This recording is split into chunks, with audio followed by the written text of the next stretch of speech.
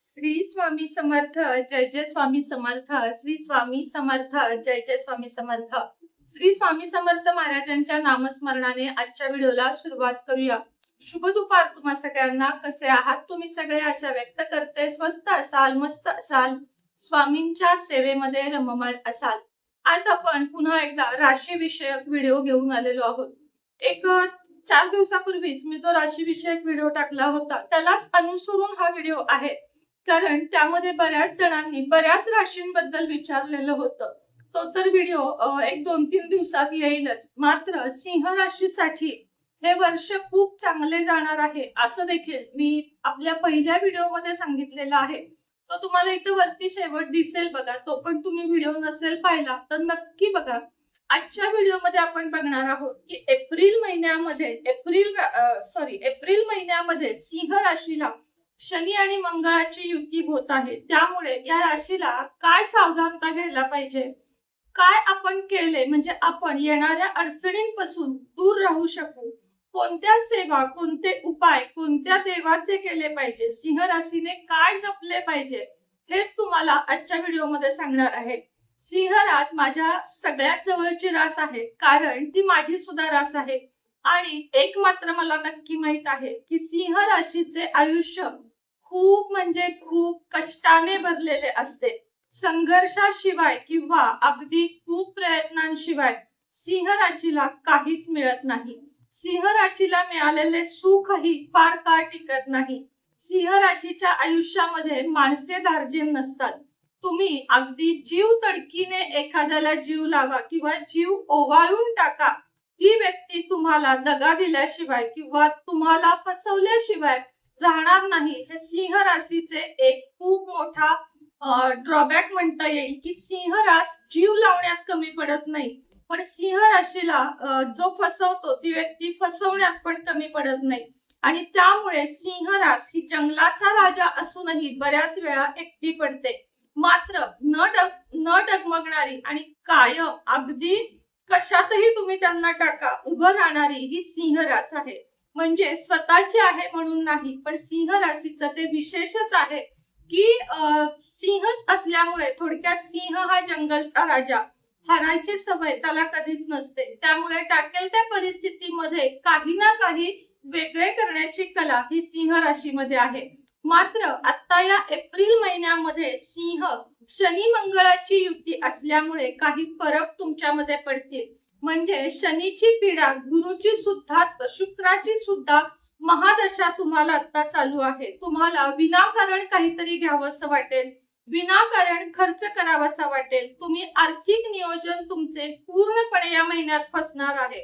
तुम्हाला गरजेसाठी दुसऱ्याकडे हात पसरणे या महिन्याला स्वाभाविक आहे, कारण शुक्राची महादशा तुमच्यावर येत आहे.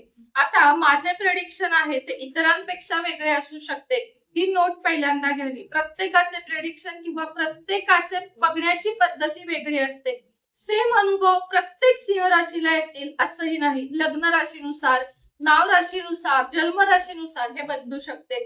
तर सिंह राशीला या महिन्याला तुम्हाला आर्थिक प्रॉब्लेमला खूप तोंड द्यावे लागणार आहे. त्याच पद्धतीने तुम्ही केलेले नियोजन पूर्णपणे फसणार आहे, बारगळणार आहे. समोरची व्यक्ती तुम्हाला शब्द देऊन तो हात मदतीचा माग घेणार आहे.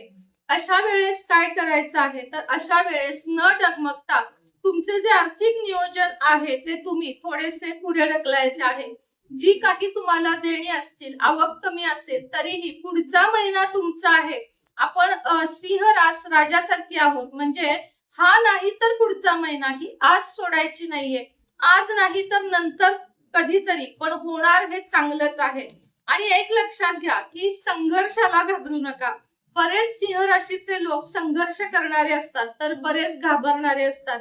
न घाबरता प्रत्येक येणाऱ्या परिस्थितीला तोंड देणे हे आपले सिंह राशीचेच नाही तर प्रत्येक राशीचे कर्तव्य आहे.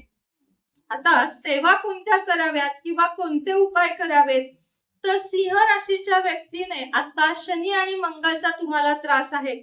जास्तीत जास्त मुक्या जनावरांना तुम्हाला खाऊ पिऊ घालायचे आहे.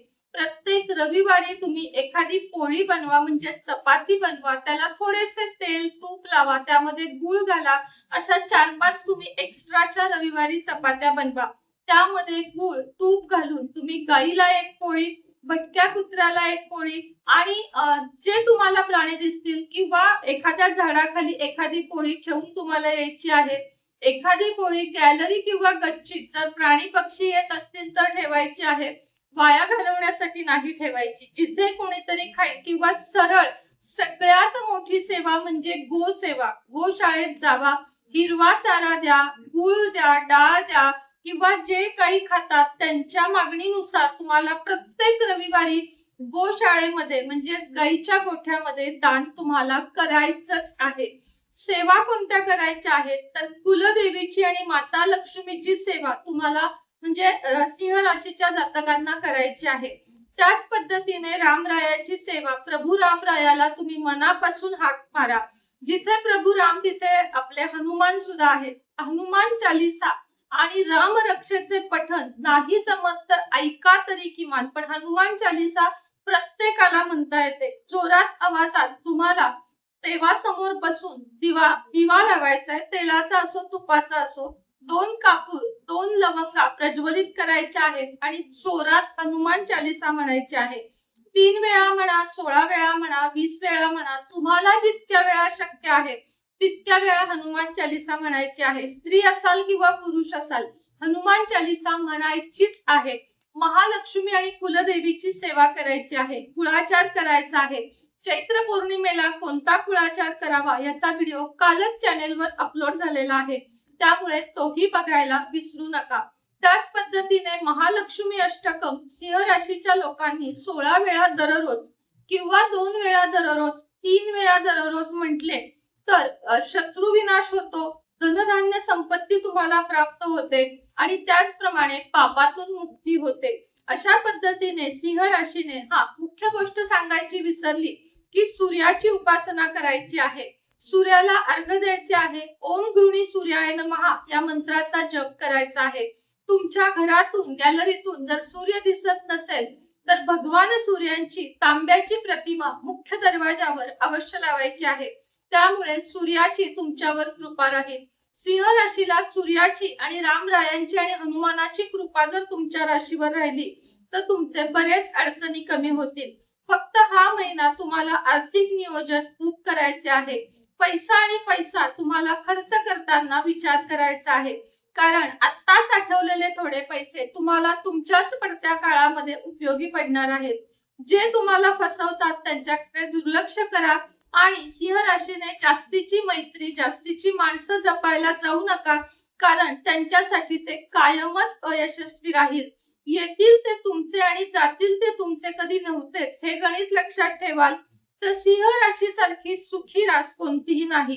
आई वडिलांची सेवा तुम्हाला शक्य होईल तेवढी करा.